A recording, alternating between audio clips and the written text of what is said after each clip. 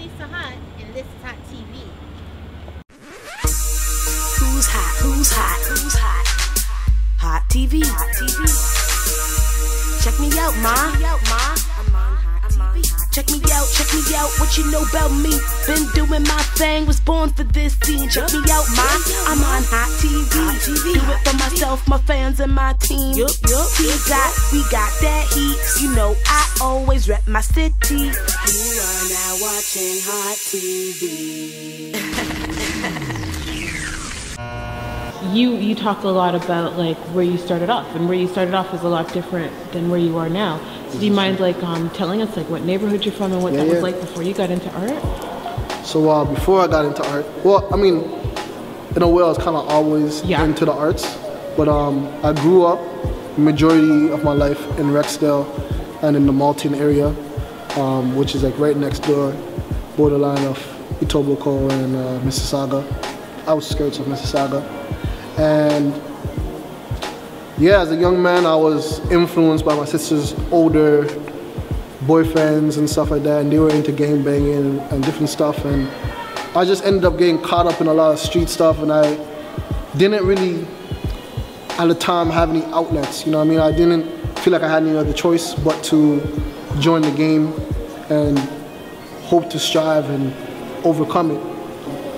I convinced a lot of young men to do stupid stuff as well, and like it got to a point where we got to a lot of crossroads where I was getting arrested a lot. I was under investigation for like murder and for robberies and all these things, and like things was just starting to hit the fan for my family and stuff, and it got to a point where my mom was just like, yo, enough is enough, like, you know. Like, what about your transformation? Like that's a lot. Really? Yeah. So the transformation started with my mom sending me to New York. I went to school in New York, upstate New York. And even though I got kicked out of school, I stayed in New York for a bit and then found my way to Florida. In Florida, experienced a lot of change. My eyes got open to a lot of different things. My uncle exposed me to like a legitimate business life and stuff. And that's when I started to think more at looking at life as a game of chess.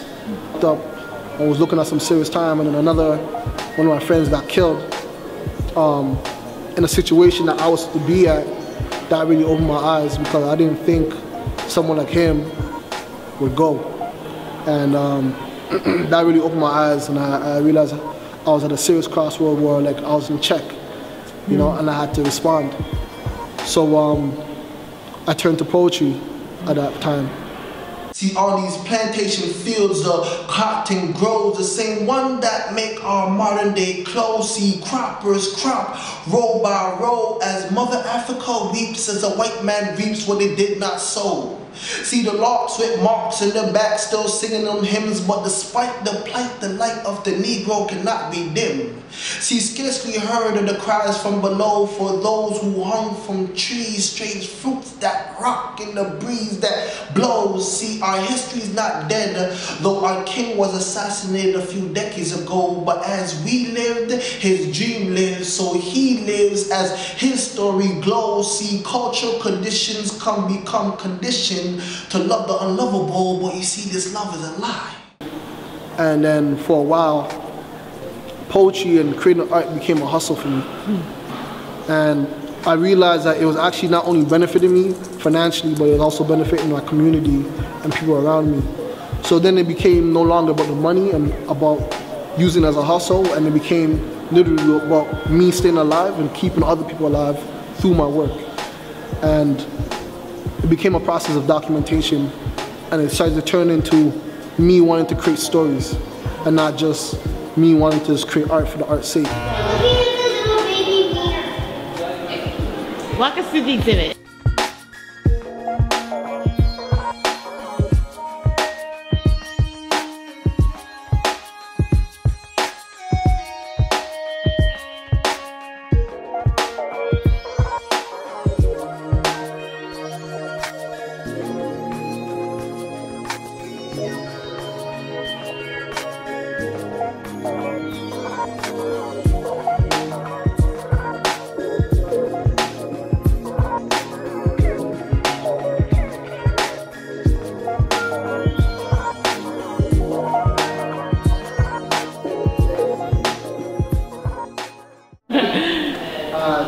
this is just like phenomenal. Thank you. So this is the extension of my Galactic Niggas work, the art series that I started from Black Future Month.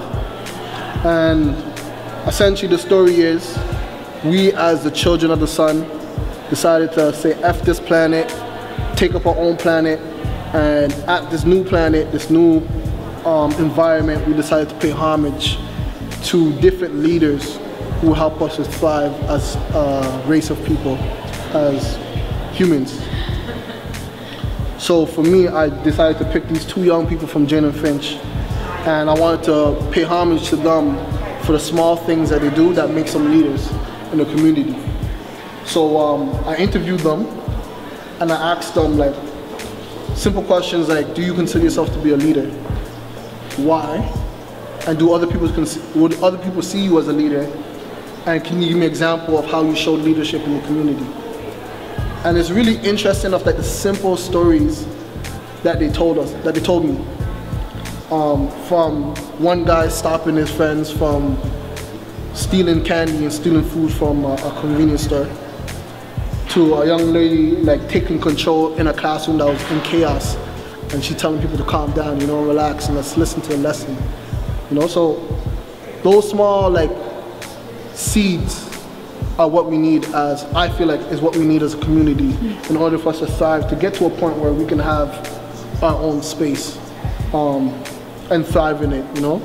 If all of us as people, as human beings, recognize the small things that can make us great, then imagine the amount of great things we can do, you know? Instead of bringing each other down and saying, oh, you're not good enough to do this and that, how about we build each other up and say, okay, yo, you're good at this and this and that, you should keep doing it, you know? And right now you're looking at an Afronaut, so I hope you can see me. That means your pupils got 3D. I just want to take you guys to a track by my homegirl, Abuxum, my partner, Abuxum, and the track called is Missy Dub. Backwards, it's Baduism, and I hope y'all feel that track right there.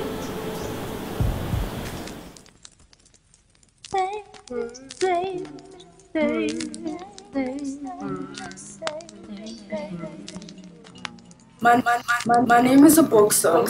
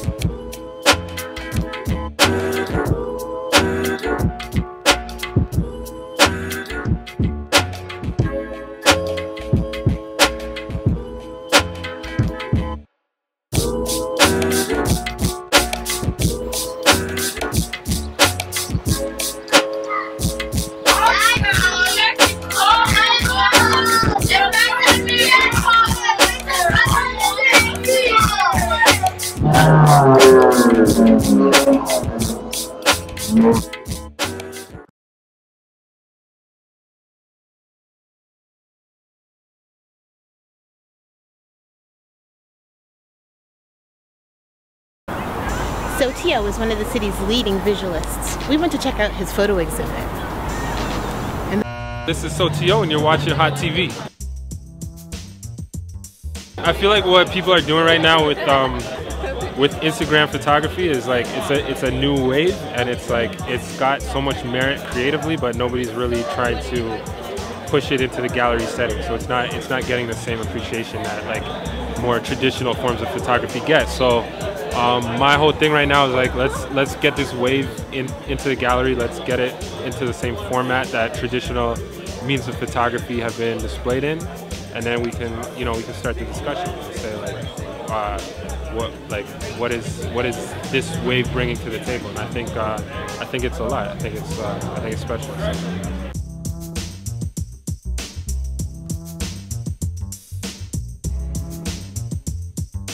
Like I just love the city. I love the city. I love showcasing it. I'm looking for icons. I'm looking for a way to display what this city is really about. I feel like Toronto's like on its way up. You know, it's like it's on the rise, right? So I think what myself and a lot of the other photographers that are into the same scene are doing right now is we're kind of like visually rebranding what this city's about. We're creating like a new look. So when people get an idea of like what is Toronto, what do you think of when somebody says Toronto? It's like we're trying to bring like a new visual energy to that. So that's what it's about. Marketing companies are asking themselves like, how do we reach an audience? And one of the ways to do it is through social media, through social influencers. So if you can integrate a product into somebody's social media stream that they're already putting out there, it makes sense, and I definitely don't try to do anything that's like outside of what I already do, but I mean, like when I feel like it's a good fit, like if somebody gives me, say, a new cell phone and says, hey, go take pictures with this new cell phone instead of your old cell phone, I feel like that's still in keeping with what I do already, and if we can make it work for one of the companies out there, then that's all good. All the weed in the world, no, it's not enough. Roll another 100 blunts and light them up. All these women in the telly, but it's not enough. I'm just trying to get this money, so I line it up. Line it up, it's not enough. If I die tonight, all my homies light it up and pour it out. No, it's not enough. All the fame in the world, but it's not enough. Yeah, you feeling froggy leap, London foggy in that Jeep. We throwing roaches out the window about the size of sheep. I got my wolves with me, leader of the pack. Now tell your girlfriend, we'll meet her in the back. Back on my shit, got a quarter of fight. Back on my shit, but you thought I retired. It's never enough, never enough. Umbrella gang when that weather get tough. Put up your fire, not hotter enough. Aquarius wavy, not water enough. Bottom of hustle, can't bottle it up. Gave me a reason, my daughter enough. Rainbow song, walking through that monsoon. We flood the alleyways, now tell me what you gon' do. Cook that one tone, drop my wrist loose. Pour that Henny in my cup, time to get juice. All the weed in the world, no, it's not enough. Roll another 100 blunts and light them up. All these women in the telly, but it's not enough. I'm just trying to get this money, so I line it up. Line it up, it's not enough. If I die tonight, all my homies light it up and pour it out. No, it's not enough. All the fame in the world, but it's not enough. I'm OT blowing that OG, so old school, I'm flowing off OE. Smoke too much, know you gon' OD. Chopping on my block, know you gon' own me. How rap nigga, I'm not a rap nigga. Got a big strap for a rat nigga. Fuck a 9 to 5, I'm a trap nigga. They don't cross me, cause I'm that nigga. Baptized of that union gang, to you disrespecting my toolie bang. Straight headshots in medulla hang, then I lift off to Bermuda, man. Us on the track is like Jason and Freddy. Smoke a blunt, then your bitch make me spaghetti. Laughing these rappers like I am Andretti. Holding my flow back like I am a Levy. Big OZ back pocket, I'm a truey. If you know me, belt gotta be a Louis. Ain't a damn thing a hater gon' do to me. Middle of the street screaming free my nigga Chewy. Hoes downstairs, we invite him up. Just me and Stacey, we divide him up. Trying to steal my flow, come and bite it up. Hard body spit fire, come and light it up. All the weed in the world, no, it's not enough. Roll another 100 blunts and light them up. All these women in the telly, but it's not enough. I'm just trying to get this money, so I line it up. Line it up, it's not enough. If I die tonight, all my homies light it up and pour it out. No, it's not enough. All the pain in the world, but it's not enough. Man, pass the motherfucking blunt, man. Damn. Every time we in the studio, you always holding the motherfucking blunt, man. Damn. Light it up. Us on the track is like Jason and Freddy. Us on the track is like Jason and Freddy. Us on the track is like Jason and Freddy. Smoke a blunt, then your bitch make a spaghetti.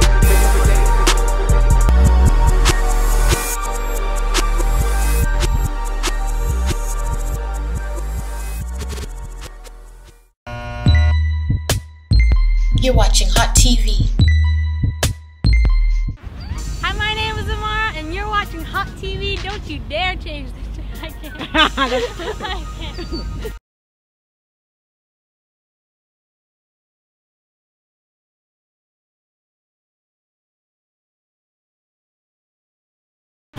So thank you for joining us on another week of Hott TV. Make sure to check us out online at www.hottv.ca, Twitter at hottv.ca, and on Instagram at hot_on-top. And stay tuned for Shop Talk.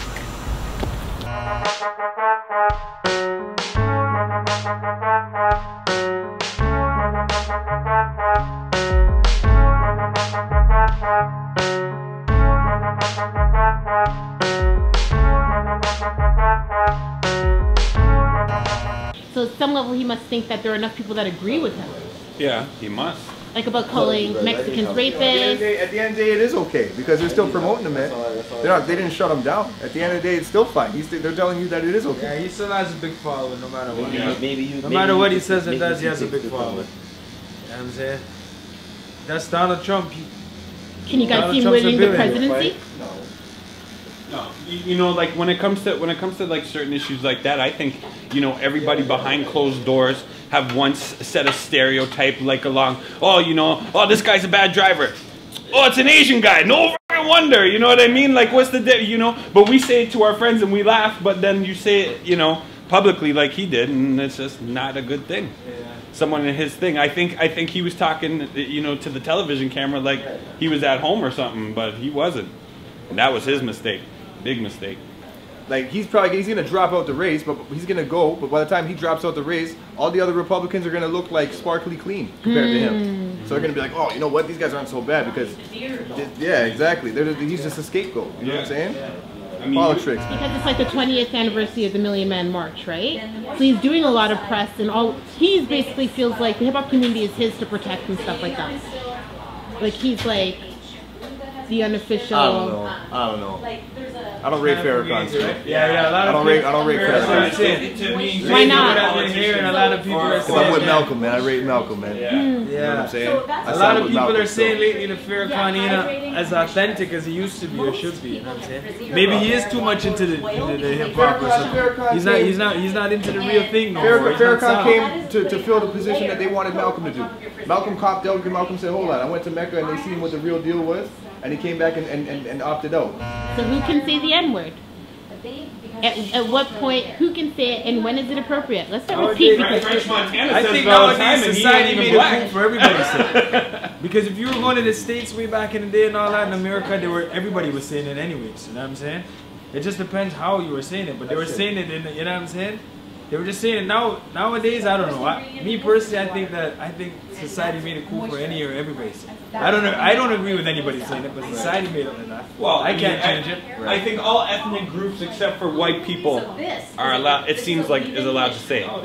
Like you know, like they can say it too, bro. I say it all the time. Yeah, I be speaking to people that ain't even black, and I'm like, yo, nigga. Yeah, I can't even help it. That's what I'm saying. As long as it flows. I don't feel offended with anybody saying it. Yeah, that's right. That's how they talk in New York. It's been like that.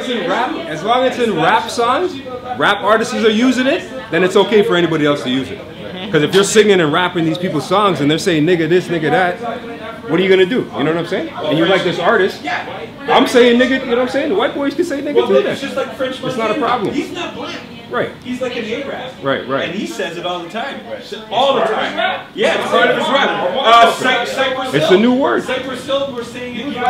One of them is black. Right. Be real, he's Mexican. He's half black, he's half... No, but No, the other guy. The Spanish black, though. He's half... But what is black, though, right? You gotta ask what's black now. So now you're gonna get into what is black, because there's Spanish black. Them guys Spanish black. Right. I'm Guyanese. I'm South American. Some people say I'm West Indian. Some people say I'm Indian. Some people say I'm Caribbean. Some people say I'm black. You know what I'm saying? Right.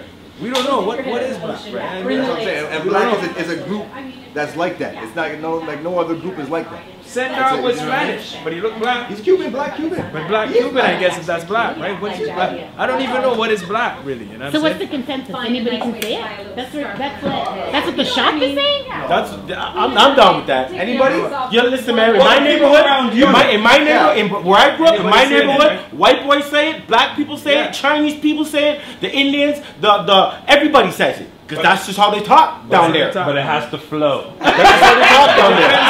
It's not like they're saying it in a derogatory way. They're not like saying, F you, nigger. They ain't talking like that. But that's what I'm saying. In the States, it hurts a lot more, you know what I'm saying? For a white person to say nigga in the States, because what they went through and all that, all of us here, we're just visitors here. It'll hurt Nova Scotia the same way too. But because you guys went through the Underground Railroad Court. It's fair enough. That's where it's stemming from, right? Slavery times and whatever. That's where it comes from, and they don't remember, they don't forget that. I didn't have to go through that.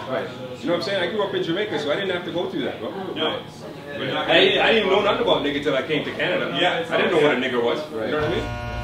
Because those guys, Birdman's supposed to be Birdman's a real life thing still. That's it. Yeah, Birdman's thing is not a fake thing still. Nah, because when I saw the way he was standing after throwing a drink at Wayne, I could feel it. I could feel it. That's a very serious individual. Yeah, couldn't say nothing. You guys don't know there's a way to go about doing things. Right. You guys have all that money. That's what I'm saying. This is what you guys are living like? You guys are still living like you're in the hood, eh? Throwing drinks at each other and stuff like that. You guys were business projects before. You guys are acting like idiots. I feel like the industry in terms of hip-hop is still really hood. And I feel like they go by hood rules still. Yeah, that's what I'm saying. Like, come on, man. We need to elevate. They get props off that. You guys aren't elevating at all. No. This is ridiculous. Birdman is what? You guys have hundreds of millions of dollars, man. You guys were the same ones put ice cubes with diamonds and stuff in your ashtray, man. I mean, your ice trays in the fridge. This is what you guys came to? Really? Wow. I don't want the money, man. That's what it makes you do, man. It turns you into a fucking animal, bro. 50 Cent files for bankruptcy? Yeah, but that's not real, though. That's not real, though. No. That's just a move. That's just a yeah. He just went like this to this. Like, you know what I mean? He just did a little sidestep thing. That's just a chess move. Right. That's not. He's not broke. Yeah, there's no way the man's broke. He just protected his little assets and took his name off this paper and put it on this paper. Yeah. You know what I'm saying? And said, no, I'm a separate entity from that. That's all that is. That's just politics. That's just paperwork. You know what I mean? The man's not broke. You crazy? It's because he put a picture in front of him in a smart car. I loved it. You know what I mean? Just to be you guys are being funny. Yeah. You know what I'm saying? He's not broke. He'll never go broke. You know what I mean? Like, Chris Brown's house got robbed, and they stole 1.5 million, and they made sure he wasn't home. So his mom is saying it's probably his friend. Has to be somebody close to him. That's not your friend. They took his aunt at some point and pushed the woman in the closet. Oh, you thought that was your friend? Okay. Oh, you thought those guys were your friends? You can't be coming out like yo, man. I don't know, man. There's I don't know. The shine thing. People wanna just boost too much in the shine guy and just, you know what I mean? And then all of a sudden you wanna cry now and be like, oh no, I think it was this guy. I think it was your friend or something. It could have been anybody. And what? So now what? You're gonna go charge the people? Right. You're gonna go charge them? But it could have been anybody. You put it on Instagram. People know your business. You put it out there. Exactly. And it's not like showing off like, yo, the man's living his life, and yo, he just hopping out of this car with this pair of shoes on. They stole art, they stole shoes, they stole jewelry, they stole cats, and they stole Lamborghini. But I'm saying, but these guys aren't, like I said, they're not just living their lives, and you just can catch it like, yo, man, look at the man's shoes. His shoes are $1,200. These guys are like coming like brolic with it, like just throwing money all over the place and all this kind of shit. Like they're showing you like that's what it's about. That's how I'm living. This is how I'm living. This is what it's about. And this is what, you know what I mean? It's sad, man, because these are our black leaders these days, unfortunately. Like these are like role models, black role models of today. You know what I mean? So I can't imagine, because we came up in a time that things still wasn't like that. But now these kids now coming up, like that's all they're seeing. That's all. I can't even imagine their mindset right now. Like you know what I'm saying? Like, can we also talk about how stupid it is to be that rich and have just hungry friends? Like, your friends can't be that hungry.